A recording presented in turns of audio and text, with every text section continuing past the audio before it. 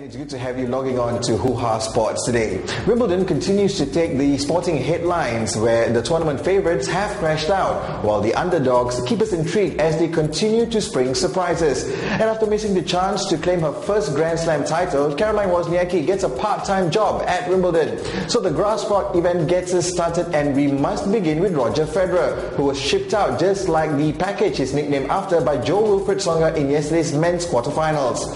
This was Federer's 29th consecutive Grand Slam quarters, hoping to make it 29 straight semis, and he looked to be heading there with wins in the first two sets, because the stats reveal that FedEx has never lost a match from having been 2 sets up in a Grand Slam event. But it was Jo-Wilfried who brought a little something extra to come back and win the next 3 in thrilling form of 6-4, 6-4 and 6-4. The stats clearly show that Federer played well. He had fewer double faults and unforced errors, but Tsonga was just that little bit better. Like I said, I think I'm playing well, and I thought my game was plenty good enough this year to win the tournament, but unfortunately there's only one, that can win it, and the rest go home with, empty-handed. That's what happened to me today. I think Joe played an amazing match, like I said. So obviously it's disappointing, but the game, is there. I'm happy and healthy and feel much better than sort of a year ago. That's very encouraging, really. And even though I took a, tough loss today, I don't feel, discouraged in any way. I think that's key right now, to not let, anything get to me, and I'll work harder than ever, the way I usually do, and hopefully to come back extremely strong for Davis Cup first of all, and then for the American Summer. This will be Tsonga's first ever Grand Slam semi-final, and he will meet Novak Djokovic in the semi-final on Friday. Now, that's after the world number 2 ended Bernard Tomic's fine run at this year's Wimbledon, but not before the Australian stretched Djokovic to a 4-setter to eventually lose the match in 2-6, 6-3, 3-6 and 5-7. The other semi-final matchup is between Nadal and Murray. Nadal also had to endure a 4-setter, but no serious threat posed by Mardy Fish, while Murray was in superb form, claiming a straight sets win over Feliciano Lopez for his 3rd consecutive Wimbledon semi-final appearance. So the men will play on Friday, while the ladies' last home matchup is set up for today. And the story here is all about Sabine Lisicki. The German, who was given a wildcard entry, beat Marion Bartoli in the quarterfinals in 6-4, 6-7 and 6-1. And as you can see, she was just plain happy.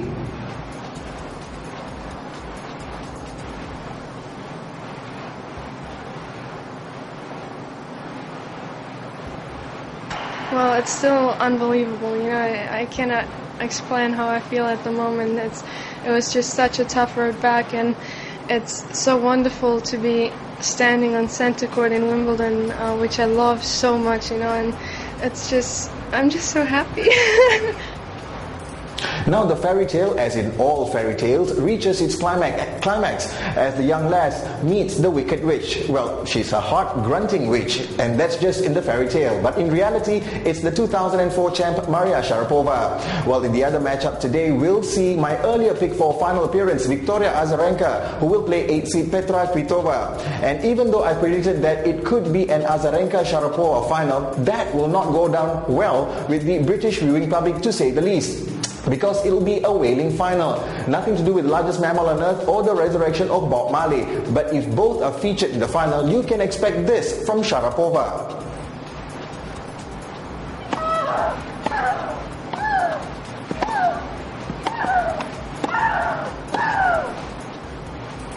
And she holds the record for the loudest grunt at Wimbledon, 105 decibels back in 2009. That's equivalent to the noise of a car horn when you're standing just 3 feet away, while Azarenka was recorded at the loudest this year with 95 decibels.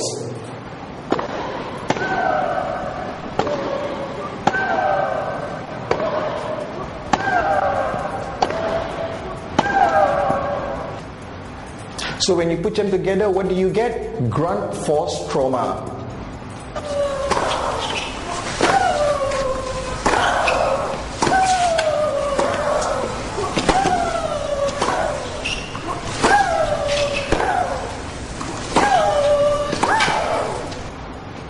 Oh, God save our ears. But officials at Wimbledon want Azarenka and Sharapova to lower or stop the grunting altogether and blame the noise on an education problem among the young players, while former great Martina Navratilova calls it shrieking and cheating.